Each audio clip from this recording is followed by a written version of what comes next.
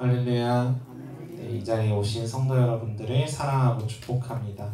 오늘은 다니엘 7장 7절부터 14절까지의 말씀으로 다니엘 주님의 통치에 참여하는 지혜라는 제목으로 은혜를 깨닫고자 합니다. 지난 시간부터 우리는 다니엘의 두 번째 파트, 묵시문학 파트에 들어서게 되었습니다. 이때부터 이야기를 들려주는 방식이 아니라 꿈과 환상을 보고 그 꿈과 환상의 의미가 무엇인지 천사가 풀어주는 방식으로 우리에게 보도하게 됩니다. 그 가운데 다니엘 7장은 1장부터 6장의 이야기와 연결하면서 앞으로 다니엘이 보는 묵시와 환상을 어떻게 이해해야 하는지를 보여주는 개관하는 장이라고 볼 수 있습니다. 그렇기에 7장에서 등장하는 가장 맨 처음의 환상은 다니엘이라는 전체 작품을 이해하는데 굉장히 중요한 이야기라고 말할 수 있을 것 같습니다. 지난 시간의 내용을 간략하게 정리해 보겠습니다.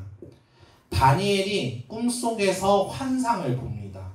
그 환상의 내용을 보아하니 하늘에 4개의 바람, 루아흐가 큰 바다 위에 불게 됩니다. 이 모습은 창세기 1장 하나님의 영, 루아흐가 바다 위에 부는 모습과 똑같았었죠. 그런데 차이가 있었습니다.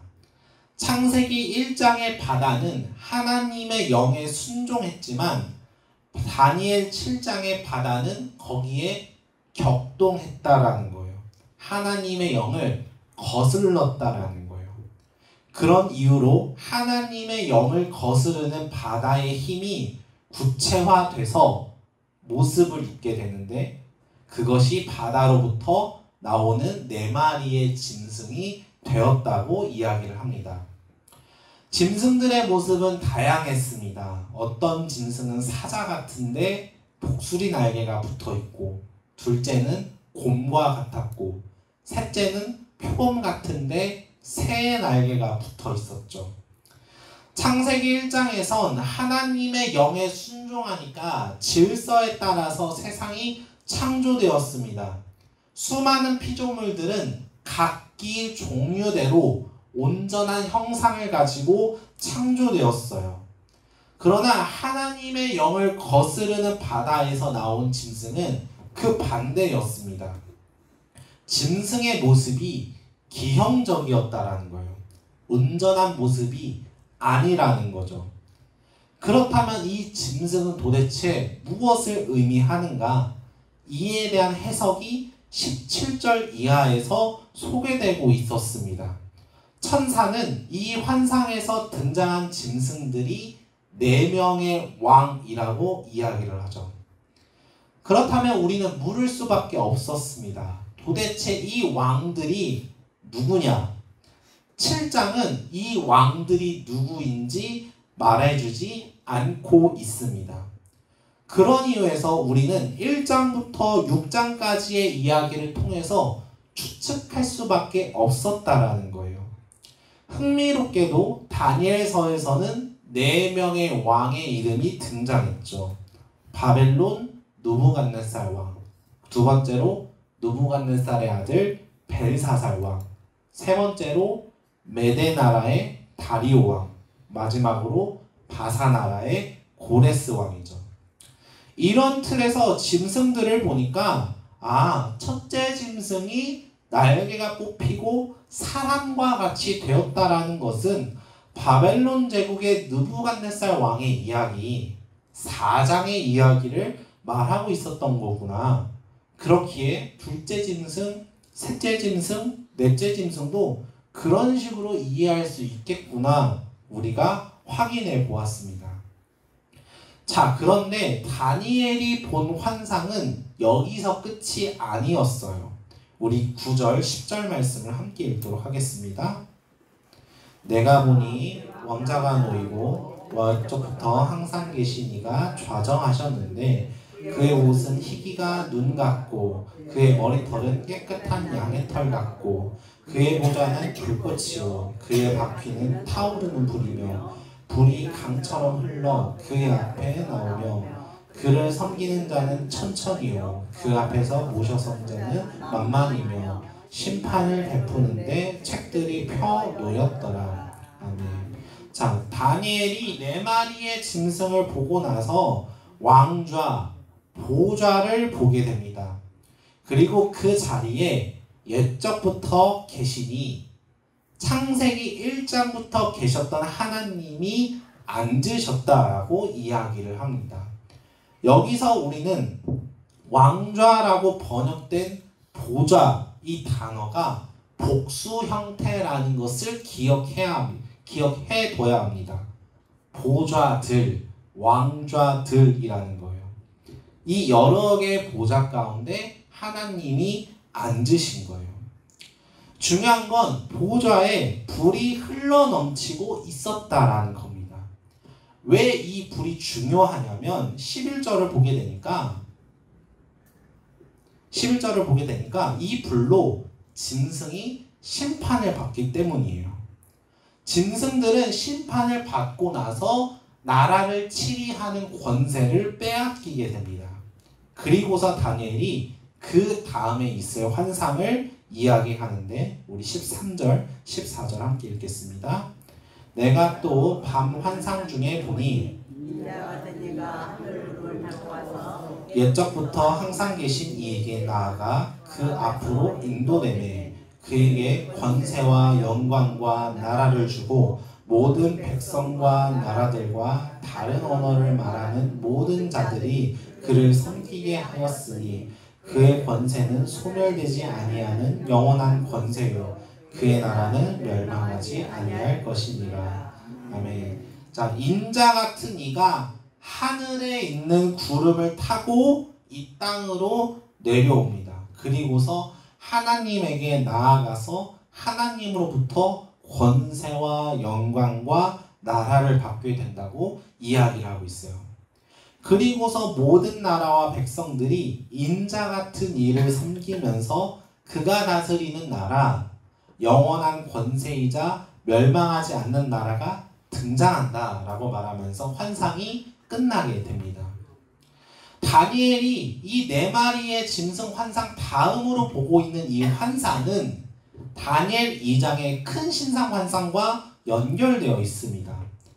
큰 신상이 4개의 부분으로 나뉘어져 있고 그 부분이 7장에 와서 4마리의 짐승과 연결되어 있는 것처럼 하나님께서 짐승을 심판하시고 인자 같은 이가 세우는 영원한 나라의 등장은 다니엘 2장에서 큰 우상을 깨부순 돌 이야기와 연결되고 있다는 거예요. 그렇다면 이 환상의 내용, 의미 자체는 무슨 의미였을까? 세상의 나라는 결국 하나님에 의해 심판을 받는다는 거예요. 하나님의 영, 하나님의 질서, 하나님의 통치를 거스르고 점점 인간성을 잃어가는 하나님의 뜻을 따르지 않는 나라들이 짐승같이 되어서, 아니 그냥 짐승이 아니라 뒤틀려진 모습, 온전한 형상이 아니라 뒤틀려진 형상의 모습이 되어서 점점 포악한 통치, 점점 하나님의 뜻을 거스르는 그런 모습을 하고 있기 때문에 심판받는다라는 이야기를 하고 있다는 거죠. 우리가 지금까지 다니엘 1장부터 6장들의 이야기를 살펴보았지만 나라가 무슨 나라가 되었든지 간에, 왕이 어떤 왕이 되었든지 간에 세상은 자꾸 악한 의도를 가지고 하나님의 백성들을 시험해요. 하나님의 백성들을 공격해요.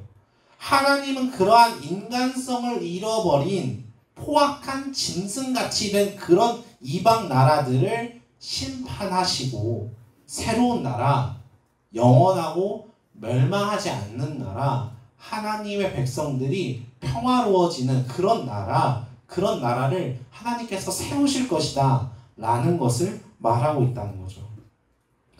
그런데 여기서 우리는 오늘의 본문에 좀 더 깊이 들어가 보기를 원합니다. 다니엘의 시선에서 다니엘이 주목하고 있는 부분이 무엇이냐는 거예요. 우리 11절 말씀을 다시 한번 읽겠습니다. 그때 내가 작은 뿔이 말하는 큰 목소리로 말미암아 주목하여 보는 사이에 짐승이 죽임을 당하고 그의 시체가 상한 바 되어 타오르는 불에 던져졌으며. 자, 여기서 작은 뿔이 말하는 큰 목소리는 아마 넷째 짐승의 뿔을 말하는 것 같습니다. 이 부분은 다음 시간에 이야기하도록 하겠고, 짐승이 보좌로부터 나오는 불에 던져져서 심판을 받았다고 이야기해요. 뜨거운 불에 던져졌다. 익숙하지 않으세요? 다니엘서에서 뜨거운 불에 던져졌다. 똑같은 표현이 다니엘 3장에 있었죠. 아, 다니엘의 세 친구들이 풀무불에 던져졌다는 표현과 똑같아요. 같은 불에 던져졌는데 하나님을 향한 믿음이 있는 사람들은 살았지만 하나님을 거스르고 하나님을 반대하는 짐승은 죽었다라는 거예요. 더욱이 이 짐승의 죽음 이후에 새로운 나라가 등장하게 되는데 이때 하늘 구름을 탄 사람의 아들이 등장하죠. 이분은 우리가 다들 알다시피 예수님이시죠. 이 예수님이 오신다라는 다니엘이 보고 나서 이런 이야기를 합니다. 우리 18절 말씀을 함께 읽겠습니다. 시작. 지극히 높으신 이의 성도들이 나라를 얻으리니 그 누림이 영원하고 영원하고 영원하리라. 아멘. 15절 이하는 천사가 다니엘이 본 환상을 풀어주는 단락입니다. 우리가 오늘 본문과 관련지어서 주목해야 할 부분은 바다에서 나온 네 마리의 짐승으로 대표되는 세상들, 그 세상을 지배하는 네 개의 나라가 멸망하고 나서 인자 같은 이가 하늘에서 구름을 타고 와가지고 영원한 나라를 세운다. 그때에 성도들이 나라를 얻는다라고 얘기를 한다는 거예요. 여기서 우리는 다니엘이 두 세상을 대조하고 있다는 사실을 발견하게 됩니다. 하나님을 거스르는 짐승은 바다에서 등장합니다. 그러나 하나님을 인정하는 인간은 하늘에서 등장합니다. 세상과 하늘, 바다와 하늘을 대조하고 있다는 거예요. 그리고 또 짐승이 다스리는 나라는 일시적이에요. 한시적이에요. 멸망할 수밖에 없는 거죠. 그러나 인자가 다스리는 나라, 인간이 다스리는 나라는 영원할 것입니다. 멸망하지 않을 것이에요. 이러한 대조 속에서 다니엘은 성도, 거룩한 백성들이 영원한 나라를 얻을 것이다 라고 이야기합니다. 그렇다면 여기서 우리는 물어야 합니다. 나라를 얻었다는 것은 무슨 의미일까? 각자 땅덩어리를 나눠준다는 얘기일까? 이게 도대체 무슨 의미일까? 그 나라에 살게 되었다라는 의미는 무슨 의미일까라는 거죠. 아니면 다니엘은 뭔가 의미를 우리에게 새로운 메시지를 던져주고 싶었던 것은 아니었을까? 우리가 9절 말씀을 다시 한번 생각해 볼 필요가 있을 것 같습니다. 하나님이 보좌에 앉으셨는데 이 보좌는 단수가 아닌 복수 형태를 쓰고 있었다는 거예요. 이 보좌가 왜 여러 개였냐라는 거예요. 아, 영원한 나라가 도래했을 때 하나님의 백성, 거룩한 백성들, 성도들은 하나님이 보좌에 앉으신 것처럼 함께 앉아 있는다라는 거예요. 하나님이 나라를 다스리는 권세를 가지신 것처럼 네 마리의 짐승이 다스리는 그 악하고 포악한 세상이 끝날 때에 성도는 영원한 나라에서 하나님과 함께 나라를 다스린다라는 거죠. 하나님의 나라에 동참한다라는 거예요. 하나님의 나라에 함께 살아간다라는 거죠. 그런 이유에서 우리는 다시금 11절을 보면 보좌로부터 흘러나오는 불, 그 불로 짐승이 심판을 받게 됩니다. 이 말인즉슨 성도들이 보좌에 앉는다라는 얘기는 성도들 역시, 거룩한 백성들 역시 하나님의 심판에 참여한다는 거예요. 당장은 이 짐승들이 성도들을 괴롭히고 모질게 굴고 하지만은 그 마지막 때에는 성도들이 하나님의 통치에 참여하여져서 짐승들을 심판할 것이다 라고 이야기를 하는 거죠. 그런데 아마 다니엘을 읽고 있는 독자들은 한 가지 궁금한 부분들이 생겼을 수도 있을 것 같습니다. 그렇다면 과연 하나님의 통치에 참여하는 성도들, 거룩한 백성들의 기준은 무엇이냐는 거예요. 누가 저 보좌에 앉느냐라는 거죠. 나는 지금 이러한 기준에 맞게 하나님의 나라가 도래했을 때 그 통치에 참여하는 그런 모습일까라는 것이죠. 아마 다니엘은 타오르는 불 이야기를 통해 그것을 알려주고 싶었던 것 같아요. 풀무불에 살아남았었던 다니엘의 세 친구들의 이야기를 우리가 기억한다면 거룩한 백성이 되는 분명한 기준이 있다라는 거죠. 이것은 세상으로부터 오는 고난에 대해서 하나님의 백성들이 어떤 모습을 보여주어야 하는가에 대해 이야기하고 있다고 저는 생각을 합니다. 세상이 보기에는 우리가 패배한 것 같아 보이고 우리가 수치를 당하는 것 같고 믿음을 타협해야 하는 것이 굉장히 당연하고 자연스러운, 그게 맞는 이치인 것 같아요. 그렇게 하는 것이 당연한 이치인 것 같아요. 그런데 그 이치는 세상의 이치이지 하나님의 이치는 아니라는 거예요. 다니엘의 친구들은 그 이치를 분별했습니다. 세상 논리로 따지면 왕의 말을 어겨서는 안 됐어요. 풀무불 앞에서라도 자신들의 말을 번복하는 게 맞는 이치였던 거예요. 하지만 하나님의 관점에선 그 이치는 틀렸다는 거죠. 짐승의 나라에서 살아봤자 결국은 짐승이라는 거예요. 인간이 아니라는 거예요. 사람같이 사는 게 아니라는 거죠. 진짜 사람같이 사는 것은 무엇일까요? 하나님의 영이 나에게 올 때 그것을 다니엘이 봤던 바다처럼 거부하고 거스르는 것이 아니라 창세기의 바다처럼 순종하는 거예요. 그 영으로 인간이 사는 거예요. 사람이 영으로 인해 생영이 되는 거예요. 오직 하나님의 영으로 된다라는 것이죠. 그 이치의 분별하는 지혜, 그걸 가지고 세상이 끊임없이 우리를 고난의 수렁텅이에 몰아세우는 상황 속에 있더라도 이 이치를 분별하는 지혜를 가지고 우리가 살아갈 때 세상의 끝은 분명히 있다. 이 세상의 끝 다음에 하나님의 나라는 도래할 것이다. 나는 그 세상의 이치에 동참하지 않겠다. 거기에 순응하지 않겠다라고 고난을 견뎌내는 것이죠.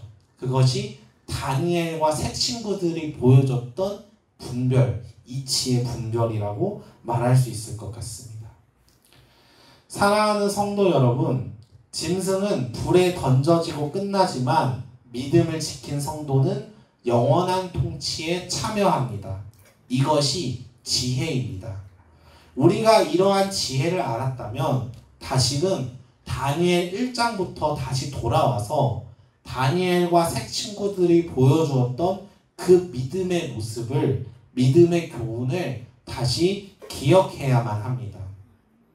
다니엘과 새 친구들이 여러 왕들의 치리 속에서 경험했던 억지스러운 공격과 유혹과 비난, 조롱 가운데에서도 그 이치에 타협하지 않았던 근본적인 이유는 7장을 통해서 우리 역시도 선포해야 합니다.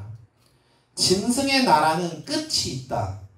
불에 던져지고 죽는다. 끝난다.